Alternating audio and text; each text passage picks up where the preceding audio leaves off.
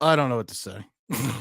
I can't get my camera to work. I got the edges on here. The gimbal thing won't work. I can't get the 4K thing to work. The soundboard, you know what?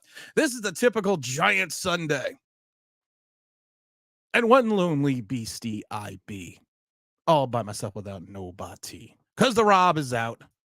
The Rob is dealing with some other issues today, so he will not be able to drop into this wonderful, venerable program talking about the New York Football Giants. See Mike Lee in the chat already. Got to see Jay Moda in there. See guilty as charged. And we got the big Greg coming here saying, "What's up, Tim? Everything's going on. What's up, Big Tim? Everything's going good. Get it right. Smash the like." We got good morning to you. Mike Lee says, we are not at home. We will score more than 3 points. It's a possibility, and it's also not a possibility. Skyline says, maybe we will get lucky and Jones gets benched for Tyrod Taylor. I've heard that a lot lately. And you know what's funny? I've heard that from a lot of staunch people, staunch supporters. I can't even talk. I'm only on my first cup of coffee. Leave me alone. Because it's that smooth taste of Black Rifle coffee. We got the pimp name slip back, dropping in that first super chat. Tim, that Dan Orlovsky video is damning, man. I just saw it on YouTube. You've been saying it since 2020. It's 5 years now, folks. 5 years. You know, it's hilarious. And thank you, pimp name slip back. I had so many people send me that video. I think Zach Attack was the first one. Then Stan sent it to me. Then like 7 other people sent me that video. And right when it came out, and they all said the same thing. You have been saying the same thing since his start of his second season. That none of this is a shock. I didn't look at the Dan Orlovsky video and go, "Oh my God, this is all breaking news. This is things we've never seen before." It was never a shock. You watch it and you're right. And I've been saying this since his second season. He doesn't make any line shifts. He doesn't make any adjustments. He doesn't call out the mic. He doesn't call out an audible. He doesn't change plays. He doesn't do any line shifts. And then for Dable to basically come out and say, well, it's a lack of communication because our center handles the line shifts. I love you, Brian, but we're not morons. Your center comes up to the line. He takes a look. He puts his head down. He puts his head down and is facing the nose tackle or the defensive tackle, whomever he's playing against. He is not looking to the left. He is not looking to the right. He's not seeing where the linebackers are. He's not seeing if the safety's creeping. He's not seeing if one of the other, if he's got, a 7-yard cushion between his wide receivers and the defensive backs. He's not seeing any of these things. Your $40 million quarterback is. And Orlovsky was 100, and Giant fans are attacking Orlovsky because he's 100% right.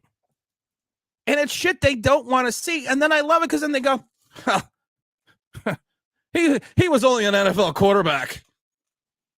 It's better than I watch some dumbass on YouTube point shit out who's not in the league. But he was only a former college NFL quarterback. What the fuck does he know? When Kurt Warner came out and said these things about Daniel Jones 2 years ago, Kurt Warner did a great video 2 years ago on Daniel Jones. All the things that we've been saying Kurt Warner said. But then again, who the fuck's this Warner guy? He sucked when he was with us. He only went to 3 Super Bowls? One of them? Hall of Famer? What the hell does he know? What's up, OG? Manuel, man, where you been? Where you been hiding? Hope things are going well. Mike Lee says the only shock to the New York City area was not listening to Tim. I really don't get it. You can hate me. You can say I'm a boisterous asshole, I'm cocky, I'm arrogant, and you would be right. You basically checked every box. But at the end of the day, I'm going to be honest to you. At the end of the day, I'm going to tell you the truth. I told you a million times, people, and everyone here knows this is not a fan channel. This is a New York Giants football channel. We see what we see, and we tell you what we see. You could agree with it. You could not agree with it. And a lot of times we don't agree. What's up, Big James? A lot of times you don't agree with it. That's fine. I don't care. I've said it a million times before. Having someone disagree with a point actually makes the channel better because you get different points of views. You don't want everyone sitting on here just saying how wonderful and how great everybody is. That's the problem.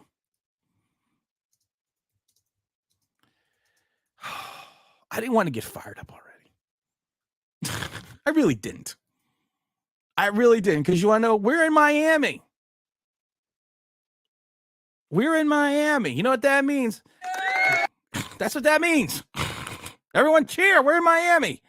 My soundboard's all messed up. I'm having a bad day. The Giants better freaking win. Because if they don't, I'm just going to do this all day. That'll be the next live stream. Why can't I get my damn soundboard to work? I don't know what's going on. What does this button do? I don't know. Oh, here we go. Okay, here we go. There we go. Now we got it to work, I think. Here we go. All right, there we go. Now I got my soundboard working here. Too many damn buttons. We're in Miami. And I can feel it coming in the air tonight. Oh, Lord. And I've been waiting for this moment all my life. Oh, Lord. I'll do a little Elvis on that one. How can we beat Miami? Oh, let's get to this other. Let's get to Bob's super chat. Bob says, I love that people who say no quarterback can thrive behind this line. Okay, so we should have brought a crash dummy for a few $100s and saved $160 million. That's what she said. Oh, I'm sorry. I'm all over the place today. I love it because everyone's also comparisons now is Joe Burrows. Joe Burrows sucks right now. They gave him $200 million. He sucks. Joe Burrows was also like a Pro Bowler for 3 years and went to a Super Bowl. So they also paid Joe Burrows off his body of work for 3+ seasons. They didn't just say, hey, you threw for under average for your yardage and your yards by completion and the time time the ball travels in the air and yards per play. You know, you threw for under league average for that. So we're still going to give you $160 million. 2011, we talked about it a million times. Giants had the worst offensive line in the league, statistically. Went to the Super Bowl. Won a Super Bowl. I'm not fully blaming the defense. The defense has played well in spots. The only problem with the defense is they can't get off the field on third down. And after 4 games, we have 0 turnovers. We have a goose egg. Send in the clowns. There ought to be clowns. Do I have hope today? You hope and I'll hurry. Everyone has hope. Everyone has hope. Zach Attack says, this channel allows discussion backed by evidence. Don't eat the fruit. That should be a t-shirt. That's a t-shirt. Don't eat the fruit should be a t-shirt. That's a t-shirt. Chris says, the message to New York Giants organization, the truth shall set you free. Hopefully that's also an homage to the great podcast. Get off my lawn, no matter how of a Gen Xer. OG also says, a rookie can do the same thing Daniel Jones is doing right now. They better draft a quarterback next year. Here's the thing. We've talked about this. You go to Carolina. Carolina's got nothing. Carolina's got a bad offensive line, bad wide receivers. And I don't remember who's got more touchdowns and who's got more yardage, the rookie or a $40 million man.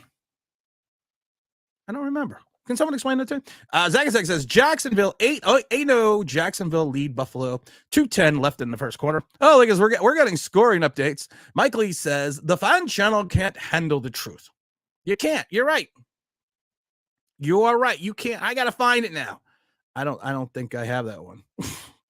You know what? My whole soundboard got whacked the other day, and everything is like.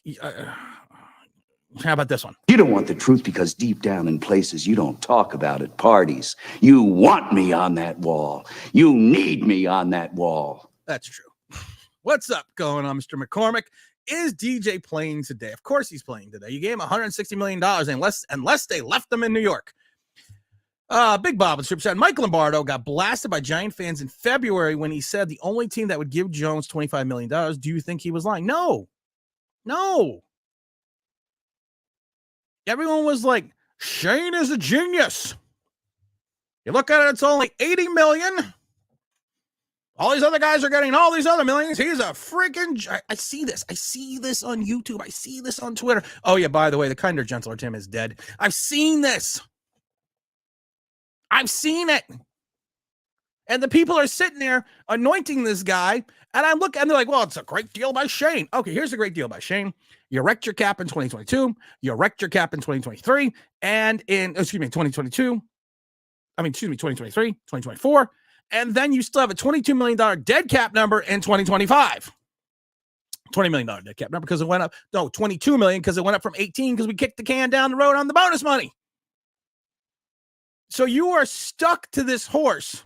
Your cart is hooked up to Daniel Jones at least, at minimum, till the 2025 season. You're not going to trade him because you're going to get wrecked by the cap. And yeah, you have cap money in 2024, but not as much as people think. You're not going to waive him because you're going to wreck the cap. You're not going to renegotiate his contract. He's got to perform tonight, this afternoon, whatever time. He's got to perform. You're in Miami, sunny weather. I think the grass is cut exactly 3/4 of an inch, the way he likes it. There's no wind. It's almost like playing in a dome. And people, I love it because someone said on the, the hell's it called? The comment section, one of the videos. Will you eat your crow if Daniel Jones comes out and throws for 300 yards and 2 touchdowns? Well, no, why would I eat my crow? Because for $160 million, that's what he's supposed to do. When you have a rookie in Witherspoon coming out and saying, well, we know he has a tendency of liking to lock onto his first target, and he turns his back to one-on-one coverage.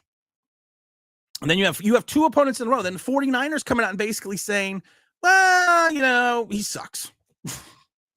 We're sitting here looking at it going, $160 million. Yikes. There's always a chance for the Giants to win. Jacksonville's leading Buffalo, but I never count London games. London games are screwy. You go to London, and for some reason, everyone forgets how to play football. I think they're trying to play soccer.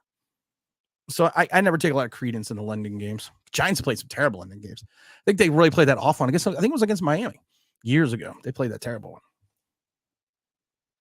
But I expect him to go out and throw for 300 yards and 3 touchdowns. I expect this. Why? Because you gave him $160 million. And people were like, well, if he was so terrible, why don't they just get rid of him? Because when you made the playoffs, you effed yourself because you took yourself out of draft position. Shane and Dable, I think they knew they weren't that good, but you effed yourself into draft position. So there was no way, and evidently they didn't like anyone in the free agent market. I would have taken Mitchell Trubisky. I would have taken Marcus Mariota because I could pay them less and still fix my offensive line, and the rest is deficiencies. I've said it a million times before. You drop $160 million on this guy, you are going to be deficient in other places on your team. I'm looking at you, linebacker. Looking at you, free safety.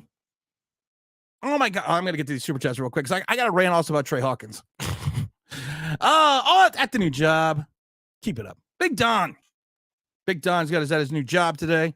Good luck, my brother. Hope you have yourself a good, fun day. Jerome Henderson. What do you say, Jerome? But I got to say, just another big shout out to Big Don. Salute to Big Don. I just got to salute to Big Don. I love Big Don. I love Jerome, too. Jerome Henderson says, there's a new video on Twitter showing every game Wan'Dale Robinson and Darren Waller jumping and yelling, I'm open. I'm at the game with James Williams. We're in the 23rd row on the 50. This last game. Dead center. You see everything. And I love it because James was the first one to point it out to me. And then I saw it on the replay. And they didn't really show a lot of the replay at the stadium, which was funny. That he is James Williams looks at me and says, what the hell is Wan'Dale doing? It's like, what do you mean what he's doing? He's like, he's doing jumping jacks. Because Daniel Jones, who is looking at him, evidently cannot see the man doing jumping jacks. We came up to that point in time that maybe Daniel Jones needs glasses. There was another play that Jalen Hyatt got behind his man. And then his man came up because Daniel Jones was going to run. Jalen was wide open. I mean, there was literally, and again, Daniel Jones staring right at him. There was literally no one in front of Jalen Hyatt. Nobody. Good point. Baker's only making 8. I wouldn't have paid Baker, though. But I understand your point, though. I probably would have given Baker 8. I kind of like Baker. Just let Jones get killed and trade Barkley and move up and start over. I don't want to do that. I want to win. I'm a season ticket holder. I want to win. I'm tired of going these games and they're bad teams. You gave us one season that was okay. And the smart fan understood this. And I do use the phrase smart fan because there's a lot of dumb ones. Understood this. We won certain games on fluke plays, on bad calls, on a 1-yard stop. That team last year could have easily been a 6-win team or a 5-win team. Easily. But we won on these fluke plays. We won on these penalties. We won on stopping Jacksonville at the 1-yard line. We won on 2 bad calls that went against Jacksonville on Daniel Jones interceptions. So was this team ever great? No. I said it before. I don't think they're making. I never gave a win total prediction. I just said I don't think they're making the playoffs this year. Saying that since day one. OG says, preach, Tim. I'm trying to. But Tim, Mariota and Trubisky make Jones look like Joe Montana. Hey-oh. He better throw for 800 yards, 10 touchdowns today. I love it also because you saw all the people that were getting on Justin Fields. So what does Justin Fields do? Goes out, throws for 8 touchdowns in 2 games, like 700 yards. The game they lost 2 weeks ago, that wasn't his fault. The fumble was, but that wasn't his fault. His defense gave up all the points, and the defense tried to give away the game the other day as well. Carson Wentz offered to play for the Giants for $2 million. Was Carson Wentz going to give us $2 million? He wears contacts. Daniel Jones wears contacts? I didn't know that. Is that true? Zach, Google that. Getting glasses work for Wild Thing. You make my heart sing. That, of course, is the homage to the Rick Vaughn, the Wild Thing. DJ wears contacts, so he needs a higher prescription. I had a friend that worked in a optical place years ago. I don't think he still works there. He used to crack up because he had someone come in and says, I need the glasses with the medicine in them. And he's looking at this guy like, you need glasses with the medicine in them? Yeah, he goes, yeah, with the medicine. He's like, prescription? So technically, I guess he was right. Where do we go, my lovely? Pimp named Slick back with the big old super chat. What do we say here, Pimp? DJ fans are blaming Saquon for sitting out and saying he wants a contract. High ankle sprain is not a day-to-day. Okay. Thank you. When Saquon initially had his injury, it came out to be that it was not a high ankle sprain. Now, a high ankle sprain, and I said this, and again, I got called an idiot. I said this after the game. You're not going to know what it is for about a week because X-rays is not going to show what type of sprain it is. It's not going to show you entirely. You're going to have to wait to see how the swelling goes. You're going to have to wait to see how how a treatment goes. And I said this before. If it's a high ankle sprain, I said it immediately. It's going to be 3 to 4 weeks minimum. Because they're like, well, he can come back in a week. No, I said it's going to be 3 to 4 weeks. When he had the high ankle sprain in the second year, he came back against the Cardinals because I was at that game. And it was a rainy day. And I remember this thing getting clearly because I was like, why the hell are they bringing him back off a high ankle sprain on the worst weather I have seen at MetLife in a while? And then, of course, we had the weather 2 home games ago against Dallas. But that was the worst weather. I never understood why they didn't do that. But you understand with Saquon Barkley, and we talked about this with Barkley. It's not, don't forget, like, guys, I'm keep forgetting to say it. It's the perceived threat with Saquon Barkley as well. It's not just about what he can do. It's the perception of what Saquon Barkley can do. It's the perception of knowing, okay, he can potentially do this every time he is in the backfield. And what happens is when you have that threat, even if it's a perceived threat, you have the ability to have the defense focus on someone. Whoops. on somebody else besides Daniel Jones. You have someone, you give the offense some credence because of the fact that you have a playmaker that it's like years ago when Odell Beckham got hurt. I can't remember what game it was. He got hurt in one of the games and he came back and he played, but everybody knew he couldn't run. But it was the perception of having OBJ on the field that allowed the Giants to eliminate double coverage on certain players because you were still going to have to dedicate a man to him. Now, the problem is without Saquon Barkley, you have Daniel Jones, and Daniel Jones' really only option is to run. That's it. At the end of the day, that's it. DJ needs to wear binoculars. DJ needs to win binoculars. That's a good one. Oh, that's a good one. How come that's coming? There it goes. Now it's coming up. Okay, there we go. We also have, do you think Dolphins break the scoring record today? No, I don't. I'm going to talk about Trey Hawkins in a minute because people are shocked by statistics. And I've been saying this since the day he took the field against the regular season. He evidently has like a completion percentage of like 87% against them. And his total yardage are crazy. In reference to yardage given up and missed tackles are crazy. I said this before. I said this in the Dallas game. There were moments in that Dallas game that Braden Cooks was wide open and Dak just didn't get the ball to him. That he had smoke talkings on multiple plays. And I pointed out a couple weeks back, he keeps getting turned around on plays. I'm worried about today because he is going to be out on an island against potentially 3 really good wide receivers and a good quarterback. I think everyone should be a little bit concerned. I'm not saying that he's not going to be a great pro. I'm not saying that he's not going to be, the man. I'm not saying he's not going to be Corey Ballentine. I'm not even going to say he's going to be Isaac Yiadom because actually Isaac Yiadom is playing well. I think he's got like one of the largest covering percentages according to the Denver Pro Football Focus. So I'm not even going to say he's that. But he's going to be a rookie. Same with Banks. Banks has played well at times, but he's going to get turned around. He's going to make these mistakes. He's going to have these problems. And we said this before. You have a defense that's going to be predicated on the blitz. You are going to put your rookie corners out on. I love when people said during training camp, well, he's going to start both rookies on the outside and put Dory Jackson in the slot. Stupid as stupid does, Mrs. Blue. I said it. Wink's not going to do that. Because if the rush doesn't get there, these rookies are going to get killed.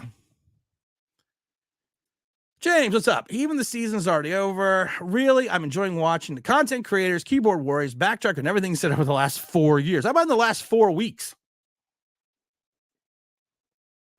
I mean, remember when Daniel Jones was lighting it up against the all shorts team? I remember hearing ball placement. Look at that ball placement. He's improved his ball placement. Yeah, when you don't have anyone, you don't have a rush in your face and you know what plays are being run. Yeah, I mean, ball placement should be good. Talked about it before. He leads Hyatt by 3 yards in that one play. That's a touchdown. He throws it to the inside shoulder of Darius Slayton, not the outside shoulder. That's a touchdown. But hey, what are we going to do? Do you think they trade Saquon? If the Giants go 1-5, which they probably will, I think Saquon's a goner. I think Saquon will be traded. You're not going to get the haul for Saquon because he doesn't have a contract. But yeah, I think he's going to be gone. G-Man upset. If they might be upset that they lose by 50. Blackbird said his second year, he came back too early after only 4 games. He did. I was in that stadium. Rainy day, and it rained all day. It poured all day. And you're sitting there in this pouring rain, and you're like, why is he even in this game? I had the pictures of it once. Problem is they make you change the pictures on your thing here. Oh, my goodness gracious. Great balls of fire. What do we got here? Let's go to let's see here. I feel like Dable's making at the Saquon sit out to try to make sure everyone is healthy for the Bills game. This way they can be 1-5 with honor. Eli Manning set up Saquon Barkley for success. Daniel Jones sets up Saquon Barkley. We talked about that. We talked about the fact that Eli Manning, the best games that Saquon Barkley ever had was with Eli Manning's in the backfield. We talked about the fact that in year 2 of Saquon Barkley's career, his highest rushing totals came with Eli Manning behind under center. We've talked about the fact that he went to catching 70 plus balls with Eli Manning, now not even being able to catch it. Evan Ingram, Kenny G, Golden Tate. Waller will score his first. I hope Waller does score his first touch. I really feel bad for Waller. I said it on the last video. Waller came out and talked a little bit, but Waller is literally sitting there in the locker room. I could see him right now, just putting his head down, shaking his head, looking around, going, "I should have invited the motherfucker to the wedding." That's what he's doing. Let's Hubble telescope can't see Daniel Jones or the lack thereof. We got the big old T-Brad saying, make sure you hit that like button. Yeah, get the like button. Only at 30. Hit the like button. Trey Hawkins is still learning, and Wink needs to adjust to help. And Wink, good point. I mean, you're throwing your rookies out on an island. Now, I'm not thinking, I know some people will say, well, if you keep getting beaten on by this, you'll have the lack of confidence, and that'll carry over his entire career. You need to have short-term memory in the NFL. You really do. Good quarterbacks, good wide receivers, good any player has a short-term memory. And I think they'll be fine. But I do think he's hanging them out to dry a little bit. I really do. DJ's a schnook. Only scary defensive player the Giants have had is Dexter Lawrence since Mr. King of the almost sack has disappeared. King of the almost sack. The question is, has the king of the almost sack ever been here? Except for that 1 year where he got paid, when he had like 6 sacks, 5 sacks, and Kayvon Thibodeau, man. Kayvon Thibodeau just got to stop. Your 2 sacks, one the guy ran into, the other guy was a coverage sack, and the other one was at the end of the game when it meant nothing. I will give Kayvon a ton of credit, though. If you watched, and even James pointed this out at the game, he cut his rush to the inside. That's how he got his sacks. It was no more of this looping around to the sideline, running down to the sideline, going through the other side of the end zone, coming back up the other side, going across the field again, then to try to get to the quarterback. He cut it inside. We saw this. It was like, oh, Cabbage Patch. Oh, he cut it inside. Oh, I love everybody. That's the kinder, gentler Tim. Pimp names like Boomer Esiason. Thank you for super channel. Super chat's good. Pimp name Slickback said on WFAN, if the Giants are picking top 10, they will definitely go in quarterback because there is security. It will depend on it. I said this, and that's a great point, Pimp. I said this before. I said this a million times before. If you whiffed on Daniel Jones and Shane and Dable are allowed to pick another quarterback, that will give them another 3 years. Minimum, that'll give them another 3 years of job security. They'll get to year 5 of their contracts. And I've said it, if you hook your horse up to Daniel Jones and he fails miserably, you are going to have to get the blessing from Mara. And I think Tish at this point in time may also get a little pissed. You have to get their blessing to allow them to pick a quarterback. Because I said this before, once that ink dried on Daniel Jones' quarterback, that was no longer a Gettleman guy. That was a Shane and Dable guy. So you have to hope they're allowed to pick their quarterback. Oh, we got OGR with the big old super chat. Super chats all go to Philadelphia Children's Hospital. I know you keep your eye out for college quarterbacks. Which ones do you like? And also, which ones will turn into solid pros? There's this guy from USC that I keep hearing about. you know what? I was thinking about Caleb the other day because of the fact that everyone's like, we're going to get him. And I didn't know if I was 100% sold on him if I wasn't sold on Williams, but I'm kind of getting that point where I'm kind of looking at him like, you know what? He might not be the bad option. He may not be. And it's amazing to me that people are still talking about Spencer Rattler. And another thing that kills me is Bo Nix. Bo Nix, who I thought, has been in the league for how many years, is playing. I mean, he's even getting love. And I like Drake out of North Carolina a lot. I think he's got the potential. Everyone loves Sanders out of the Buffalo, and he took a huge leap, but I don't know. And Dion has said it best about his son. He says, I'm not letting him go. I'm not letting him leave. Because he asked me, he goes, well, where is he going to go next year? He's like, I don't know, because he's going to be here. I can never remember the kid. You know what I really like? And I think he's got 16 touchdowns now through 4 games. I don't remember what the kid the kid with the Huskies, the kid, Michael, I can't remember his last name. I actually do like him a lot. And I'd be curious as we get closer, to the draft and we get a little deeper into the college season, where this is gonna play out. Because I think at the end of the time, like I said, I think there's at least 5 good quarterbacks that could go in the first 10 picks. And I think there's 4 teams that could really, really benefit from a new quarterback. And we went through it the other day. And I don't want to go through it again.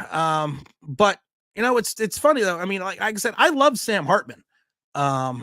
Until he went over to Notre Dame. He lost against Louisville yesterday as well.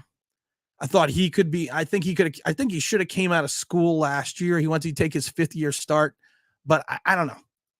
I don't know. Like I said, I want to wait and see, Jeff, till we get to that point where we get a little bit more into the season.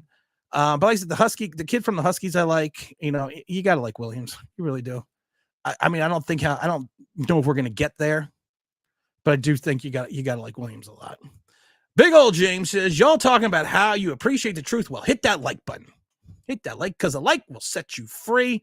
Ouch. Barkley missed his 3rd straight game. Let's see here. I don't think Barkley will be back either for the Deadskin game or the Jet game. New York sports is cursed. You know what the worst thing is? The Knicks start on Monday. I was telling Zach Attack. I was telling him the other day, I said, thank God the Knicks start on Monday. The Knicks are going to have to save New York sports. And that scares the hell out of me. Let's see here. I was watching the RG3 podcast with Cam Newton. They both said how good quarterbacks throw a wide receiver and open, unlike the throw into contact. I've been saying that for how long? Everyone blames Saquon Barkley for that interception against Dallas. Daniel Jones did not see the trailer behind Saquon Barkley and threw him right into contact. He almost got Waller killed in that game against the Carolina Panthers in preseason by throwing him directly into the safety. You create a lane, you create a throwing window, you create an opportunity, you throw your wide receiver open. You do not throw your wide receiver into contact. That's why we have no yak. Poor Wan'Dale Robinson always has a guy hanging on his back. How the hell he catches the ball, I don't know, because there's always a defender a half a yard away from him. We talked about this before. Years ago, Eli Manning, Thursday Night Football against the Chicago Bears, threw 3 first-quarter interceptions. All of them were to Ruben Randall because Ruben Randall ran the wrong route. He was supposed to be in a spot, and he wasn't there, and Eli threw to the spot. Daniel Jones doesn't do that. He throws to the wide receiver. And I know some people are like, well, Tim, he's got to throw to the wide receiver. That's the only way it'll work. No, you don't throw every time, unless the wide receiver is completely open, you don't completely always throw it into his body. We've talked about it before. It's ball placement. You place it in a way where he's the only one that has the opportunity to catch the ball. You place it in a way where he has an opportunity to create separation after the catch. You don't throw your guys into contact. I feel like I'm taking crazy pills. Great balls of fire. We have to find the kinder, gentler Tim. Thank you for the super chat. All super chats go to the Philadelphia Children's Hospital. Drake May had a monster game yesterday. He did. Fisk Vegas is starting to call out Daniel Jones. I have no respect for anyone that will never go on the camera. So that name should not be mentioned here. Thank you. That's the kid's name. Thank you. Bo Nix has been in the NCAA since 2000. I thought he's been in the league. I'm in the league. I think he's played in college football for 28 years. Thank you, OG. Thank you, everybody. Thank you. Here we go. See that? How's it going? What's going on, my brother? Everything's going good. Everything's going fine. We got the chat going on. We got Robert dropping the big super chat. At this point, due to the lack of weapons DJ has around him, the offense needs to involve him with a huge amount of RPOs and tight end action. They did that last year. What happened to Waller? He's not a weapon. Darius Slayton's no longer a weapon. Wando Robinson's no longer a weapon. Saquon Barkley, when he's healthy, is no longer going to be a weapon. Darius Slayton's no longer a weapon.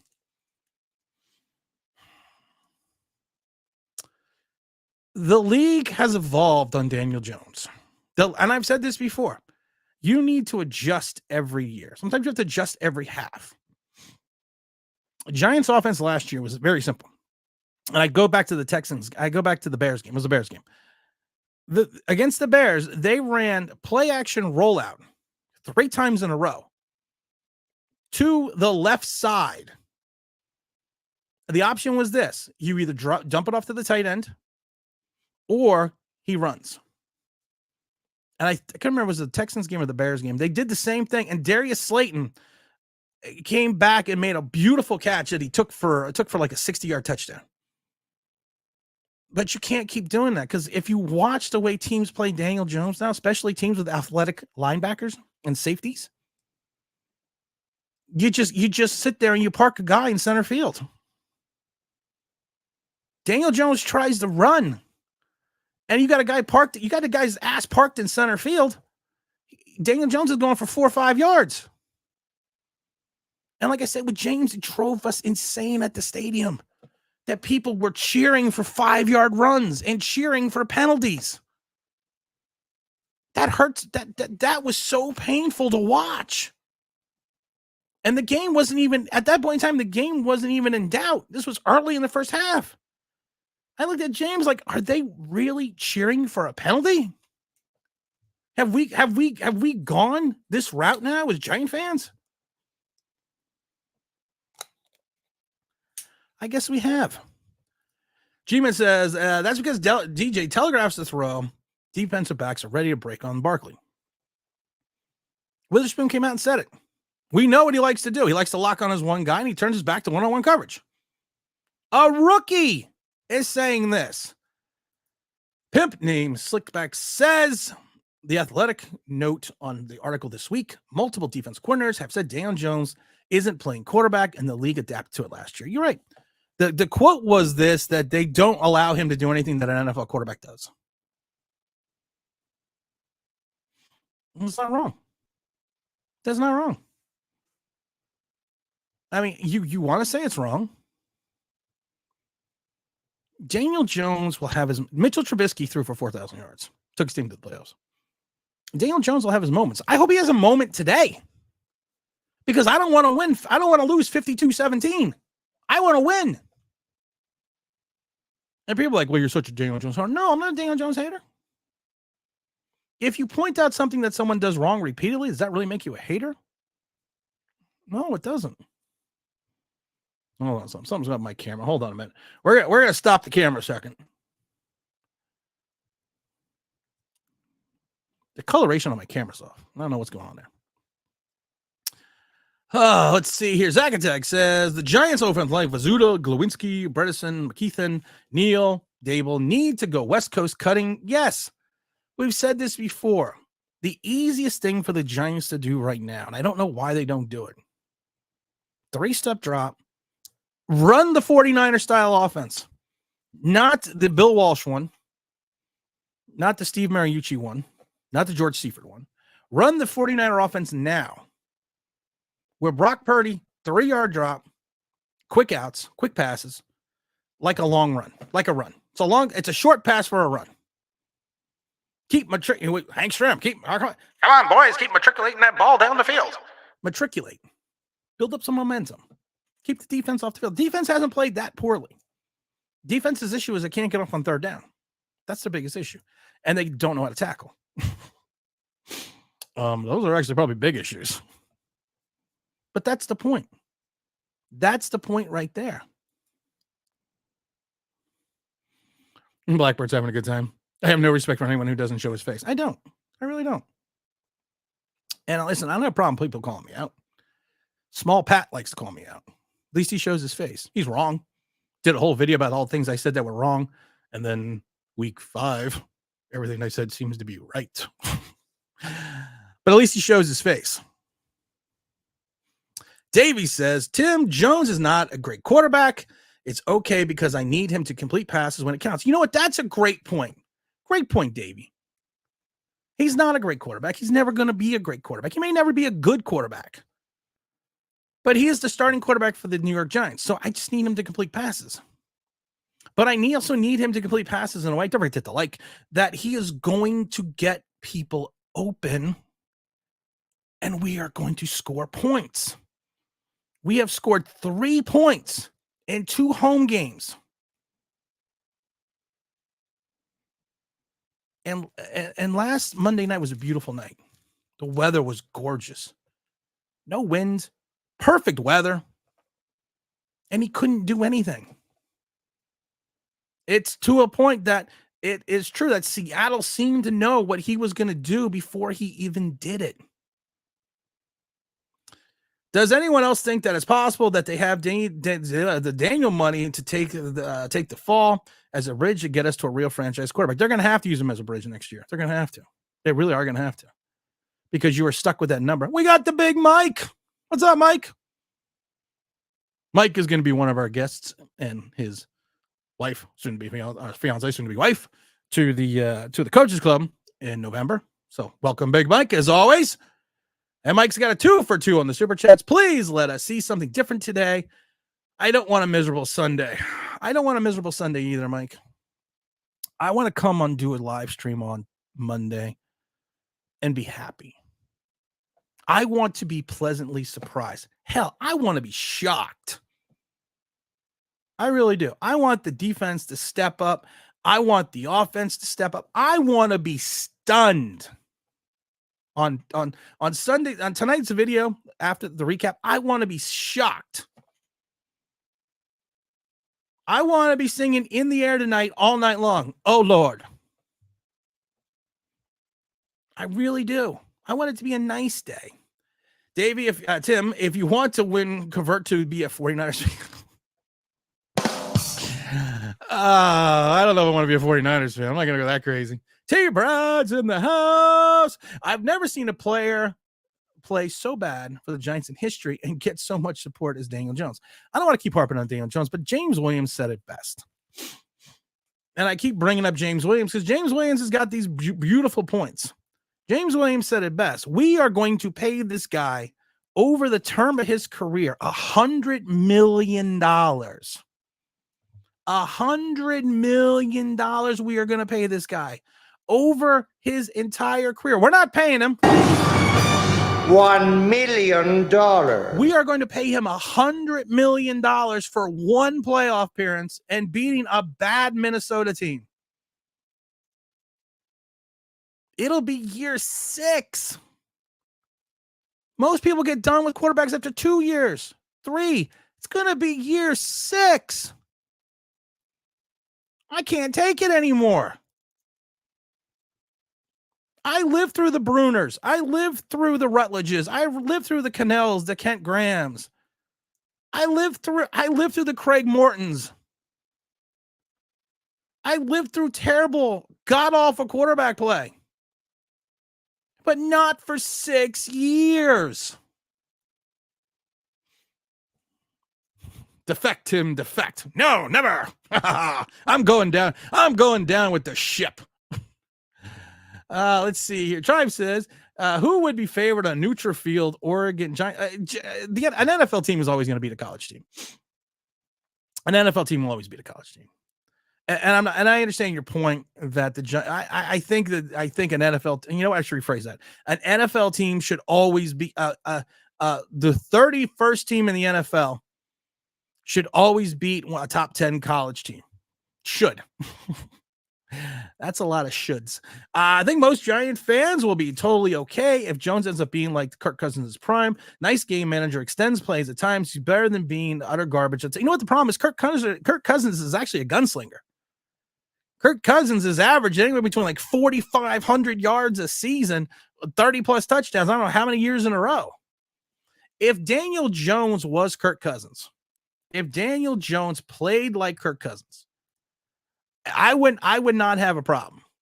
Kirk Cousins has 1, 2, 3, 4, 5, 6, 7 4,000 yard seasons in 8 years, has thrown for 30 touchdowns or more twice, has thrown for over 20 touchdowns 1, 2, 3, 4, 5, 6, 7, 9 times in the last 8 years.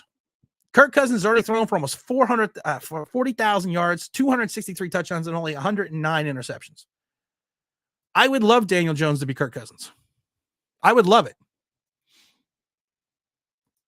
So, well, the Giants react when they picked Jones. Eli, who was completely immobile, but you knew he could throw. You signed a quarterback that can run, but doesn't know how to throw. You're not wrong. I would like to see DJ call an audible. I would love to see DJ call an audible. You know what? There were times last year, and I don't remember what games it was. There was a couple times last year where he literally did audible out of plays. And I want to say something shocking. It worked. You should try doing a little bit more. Logic's finest. Good morning, Big Tim. Best to you and your family. I'm busy. The Seahawks pick 6. Jones telegraphed the left side throw by looking there 5 times before he threw the ball. Hope you're doing great. If you watch that play, when you were in the stands, you didn't think it was as bad as it was at first. And then you watch the replay, and they didn't really show the replay. They showed the replay like once, but then I got home and watched the replay, and you're right. He came to the line. He was walking the line. He looked to the left. He went over the defense. He basically just looked to the left. He came out of his snap. He looked to the left. He started his back pedal. He looked to the left. That's the only way his head went. And after seeing that, you're like, oh my God, everyone is right. He basically just threw it there. Blair says, watching the game last week, you don't have to move Waller around like KC does. Can we stop with the motion? Can we just stop with the motion? I said, I was talking to some people saying, I think Wandell got tired because he was running so much motion. It's not fooling anybody. Can you just keep? We went from Jason Garrett to people like, he's not running any motion. So now that's all we do is, come on, everybody, do the dance now. Come on, baby, it's the Giants motion. Wandell's got to be tired. And I love it because I said it on the video the other day. Dan Jones said there, Blue 62. Why is Wandell Robinson running sideways? Oh, he's running motion. Blackbird says, Eli's fault we got Jones because beginning with Eli was washed up after year 2005. I don't disagree. Eli stayed at the dance at least 3 years too long. But I don't blame. I blame the doo-doo. The Maca-doo-doo. Nobody listened to him. Nobody listened to what he wanted Mahomes. We aren't playing on national TV, so we have a chance. I don't even know if the game here is going to be on my television because I don't even know if it's going to. I don't know if it's going to be. I don't even know if I have the game today. I have the dish, but I don't know if I want to even watch it. So I should say that. Rephrase that. OG says, "Do you think John Merrill let Joe Shane draft a black quarterback?" No. I'm not saying the Giants are racist. Every team in your division has had at least 2 African-American quarterbacks. Hell, the Arizona Cardinals, that used to be in your division, have had at least 2 African-American quarterbacks over the last X amount of years. I've said it before. I don't think the Giants are a racist organization. I just don't think they're going to go that way. You want me to be honest? I'm going to be honest. Make it stop. We can't make it stop. We have 15 more weeks of this. What's up, Mean Spice? If there weren't for Eli and Sims, we'd be the worst. We would be the worst quarterback team in league history, down with the Bears. No, you forget Y.A. Tittle, 2 NFL MVPs. You forget Chuck and Charlie Conley, multiple championships, and 2 NFL MVPs. So we've actually had really good quarterbacks. What we got going there? Let's see here. If DJ is as bad as what has been reported, what does that say about Shane's judgment to give him such a large contract? Here's the only thing I have problem with Shane right now. Here's my issue with Shane at this exact moment in time. His free agents haven't panned out. His trades haven't panned out. His first draft class hasn't panned out. And majority of his second draft class is not looking great right now. I'm not saying Shane's a failure. I'm not saying this isn't going to get all turned around. The biggest accomplishments people like to point to with Shane is that and they don't want to talk about it, that he basically just re-signed Gelman guys. He re-signed Jones. He re-signed Andrew Thomas. He re-signed Barkley. He re-signed Lawrence. That's his biggest claim to fame right now. I like Sanders. I like Sanders a lot. I don't think he's ready for prime time. And that's not a prime time joke with Dion. I don't think his dad's going to let him leave school. The biggest thing that Dion did was, especially in those first couple wins, is he used the transfer portal to build his team. And I think he's going to do the same thing next year. Michael says, what do you say, Michael? The big Tim, thank you for the invite. We appreciate it more than you know. It's my pleasure, man. My pleasure. Like I said, we always invite people to the Coaches Club. We did the game during the preseason. We're going to do another game this year in November. So we're going to take Michael and his soon-to-be wife to the game with two other people. So that's going to be a lot of fun. So I can't looking forward to that. Kirk Cousins is leading the league in passing drawn right now. Has that a game? He's not a game manager. It's okay. I understand when he was gone, but it's okay. Daryl Smith coming in. I read 3 scouting reports on DJ this week, and they all said his pro campaign is Ryan Tannehill, and someone added Sam Darnold. As you distance yourself from something, they always say the mind's eye wanders. You forget what reality was back in that draft. And the reality was, it came out the day of the draft, that a surprise team, was in love with Daniel Jones. And I said it in the video. I don't remember which video it was. I think it was the day of the draft video. And I said, I hope to God it's not the Giants. I hope to God it's not the Giants. And it turned out it was. Let's see. Davey says, I heard Dave Brown is trying to sign up Daniel Jones now that he got paid. Why not? Let's see here. Kirk Cousins reminds me of Kerry. Kirk Cousins does remind me of Kerry Cos a little bit. That's a very good analogy. Mike Lee says, I think Omaha is no longer in DJ's vocabulary. I don't even think he knows where Omaha is. Let's see here. And the Finns just got Claypool. They got Claypool for nothing. Can you imagine if he plays today? If Claypool plays today, I don't know. Can we call Daniel Jones lefty? That was funny, Davey. Speaking of motion, I think Miami might be in the tons of motion this week. They're ready for a track meet, and I hope Wink realizes he just can't. Wink blitzes way too much. If we're going to be honest, Wink blitzes way too much. Way too much. Zacatech, I think he sent me the chart where Wink blitzes like something like 80, something crazy. It's not 80% of the time. It's not 80% of the time, but he does. He blitzes way too much. The problem is when you blitz too much and you don't get to the quarterback, bad things happen. That's the problem. Motion means Indian spice. No, motion means nothing. Your quarterback doesn't know what he's doing. Good point. Let's see here. Eli has a terrible time watching the game. Oh my God. Someone sent me the clip for Eli and Peyton Manning watching the game and watching that interception. Oh my God, that killed me. Eli's face. He didn't know what to say. He really didn't know what to do. Blackbird says Saquon makes Daniel Jones better. Look at his stats without Jones. You're right. I know he does.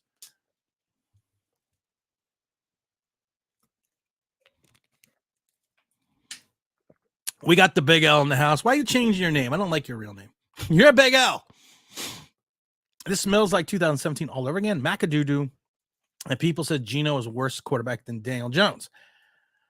Well, he wasn't the worst quarterback. Yeah, he wasn't the worst quarterback on Monday. Dave Gettleman built the foundation of the team. He did. You're right. Marvin Smith says, how about we bring back Jerry Reese as a consultant? No, I don't want Jerry Reese.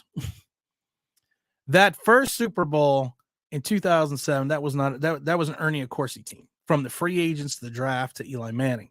2011 was definitely a Jerry Reese team. So I give all the credit to Jerry Reese and Tom Coughlin for building that. And the way that his entire draft class played that year, I give all the credit in the world for Jerry Reese for that, but I don't want Jerry Reese back. I don't know if you're being facetious. OG says, I think Mara needs to sign Joe Shane, sign DJ from. I'm just keep saying. Oh yeah. I don't know if he made him do it, but I don't know. Irish River says, hey, hope all is well, brother. Everything's going good. Mike Lee says, still blame Mara more than Joe for the DJ signing. You're probably right. Zach Attack says they changed the transfer portal to 45 days now instead of the 60. I think they probably did that. That's probably going to be the Neon Dion rule. Logic's Finance says, I think Mara took over for his father. He ruined his father's team. Jerry Jones tells you he runs the team. Mara lies about exactly what Hal Steinbrenner ruined his father's team. You know what's funny about Mara? I met Wellington Mara a bunch of times when I was a kid, because I've said it before. My father worked with Wellington Mara in the mid 80s. They were business associates, and that's why I got to go in the stadium, do a lot of things when I was like younger. And Wellington, we always tell the story about how Wellington Mara, after the miracle of the Meadowlands, went to Pete Rozelle and said, hey, listen, we need a general manager. We need a guy that can turn this shit around. And Wellington talked about the fact that he knew after the miracle of the Meadowlands with the Joe Pisarcik fumble and Herm Edwards return, that it was time to walk away. It was time to turn the football reins over to somebody else. Now, the NFL did not. It's a misconception. I hate it because everyone repeats it, and it's stupid because it's wrong. Go listen to the Wellington Mara interviews. Go read his book. The NFL did not force them to hire George Young. He went to Pete Rozelle and said, can you give me a list of like 4 guys that could help turn this around? And to your point, I think John has got to look in the mirror, and maybe Tish has to push the mirror in front of him a little bit and say, hey, listen, this isn't working.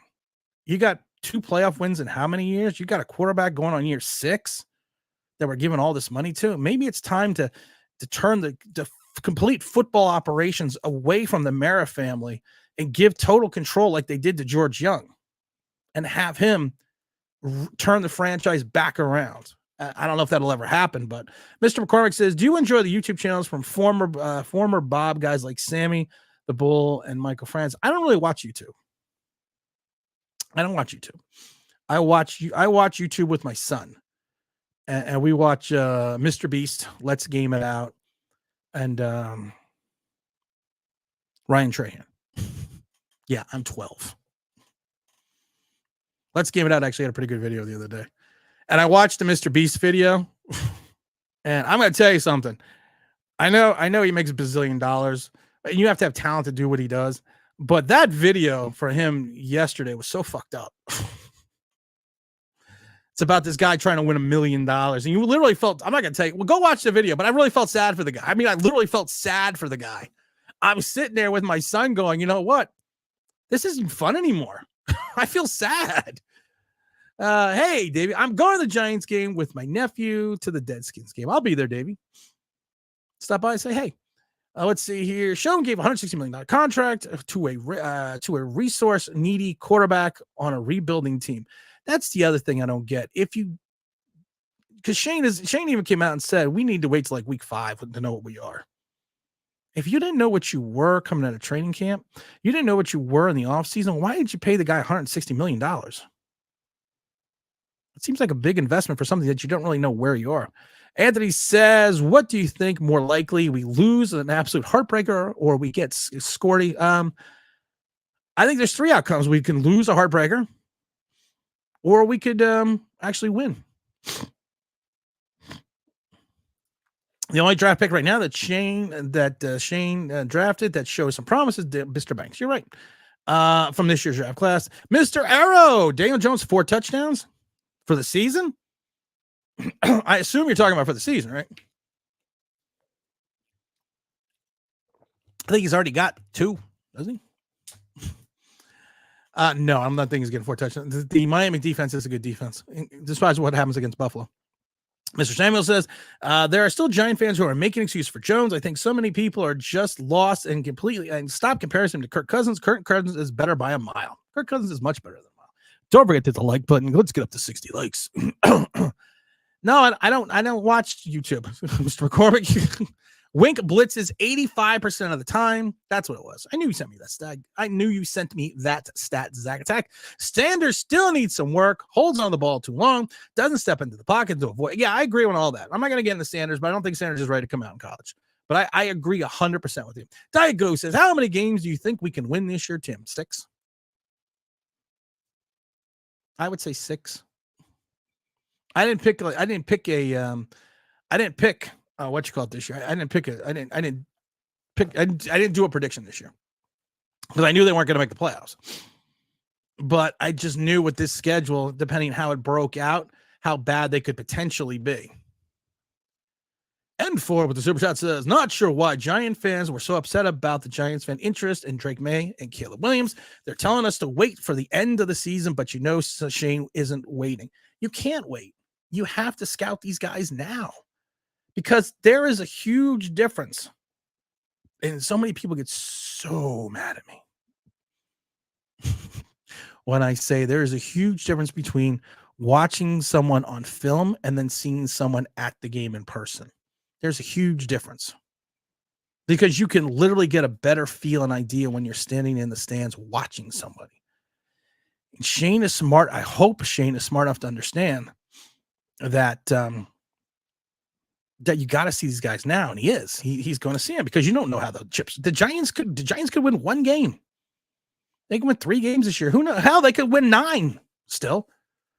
But the odds are they're going to win between 1 and 6 games. So you're probably going to pick in the top 10. So you have to go and scout these guys. You have to go out and look at these guys. You have to go out and see.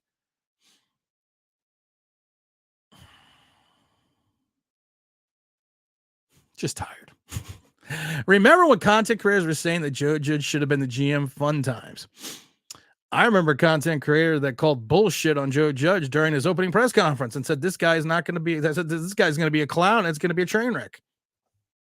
I remember some guy that said that. I remember some guy that had a bullshit meter on his thumbnail. I'm not sure who that is. Dashingly handsome in a black rifle hat. Oh, Zach says, if I was Wink, bluff the blitz because it would work. It would work. You're right. Like Wellington Mara did. Actually, Wellington Mara won championships in the 50s and the 60s.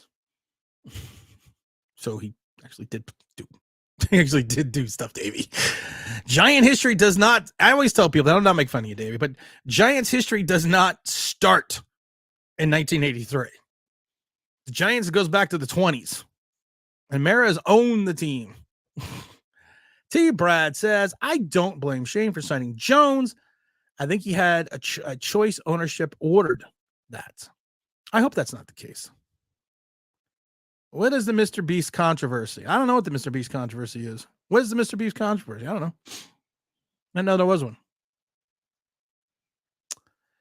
No, this is one he just put out yesterday where they do $1 million challenge. And this guy's got to do 10 different challenges and he wins $100,000 for every challenge he competes. You don't watch Roadblocks? No, I don't watch Roadblock. No, I don't watch Roadblock. Like I said, I just watch what my son watches. Being that good parent and making sure you're monitoring what your children do. I like Let's Game It Out. Let's Game It Out is a guy that plays video games and he just tries to break them. It's great. I like that. It makes me laugh. I'm wondering if the season keeps going downhill. When do you think they pull the good old free medium? When did they pull the free medium Coke out? That was towards the end of the season. You know what they got to stop doing? They got to stop giving away the rally towels. I'm starting to think that the rally towels are a curse because we stole them from the Steelers. I know there's the whole Rooney Mara connection, but I think we got to get rid of the rally towels. And also most people don't even know when to use the rally towels. Oh my goodness. That's okay, Mr. McCormick. That shit happens. Listen, I make mistakes all the time. What are the chances of us getting Caleb? Well, if we keep on this pace, I would say pretty good. Playoffs. 10 playoffs. We hope we can win a game. I hope we win today. I really do, because I just want to win. That's all I want. I don't care if we win by 30. I don't care if we win on a fluke touchdown. Make sure you hit the like button. I just want to win. I'll even put up with the DJ Panty Boys for a week until we go into Buffalo and get destroyed, because that Buffalo defense is tough. That Buffalo defense now is a guy, and with what's his name coming back, they got some horses to go after the quarterback. I just want to win. 35-21 G-men. There we go. I'm calling out a score. I don't have my fan hat on. I got the stupid hat on. No, it's not this hat. This hat is actually very honoring. Indian Spice says, online Big Blue. Fun fact, Dan Orlovsky on the giant winless Lions team put up 8 touchdowns, 8 interceptions in 10 games and 7 starts. DJ has 2 touchdowns and 6 interceptions and 4 starts. Oh, that's not wrong. Zacatech says, I love how Rob would agree with me about Wheaton Ford, despite me seeing him live from the student section. It's all good. Listen, you could be, I am wrong about things. I'm right about things. But all I ever tell people is, before you start calling me out and telling me I'm wrong about something, I see no one wants to talk about Rashad Slater anymore. After the injury, no one wants to talk about how I got that wrong. No one wants to talk about that anymore, because football is not one season. Football is not one play. Football career is not one half. Football career. I've always said this before. Talk to me about a player in year 4. Because look at Mekhi Becton. I remember he was better than Andrew Thomas. Pimpniks, like I'm interested in seeing how Dable holds up if we are 1-6 or 1-7. Remember, Joe Judge lost his mind that second season. So yeah, he did. I'm curious to see too. I am curious to see.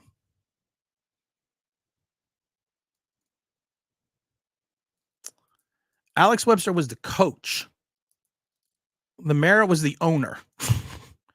And there were no Lombardis because Lombardi Trophy wasn't until the 60s. It was called the NFL Championship. Mara has owned the team since its inception. Mara has been at the helm of this team. Mara has been at the helm of this team since the inception, and Wellington basically ran the team into the the mid 70s. It wasn't the Lombardi Trophy. Lombardi Trophy wasn't until that very first Super Bowl. Free medium in 2021. Free hot dog time. I'd go free hot dog. I don't think I ever had. The Giants have no more rally towels. Just stop with the fucking rally towels. Stop.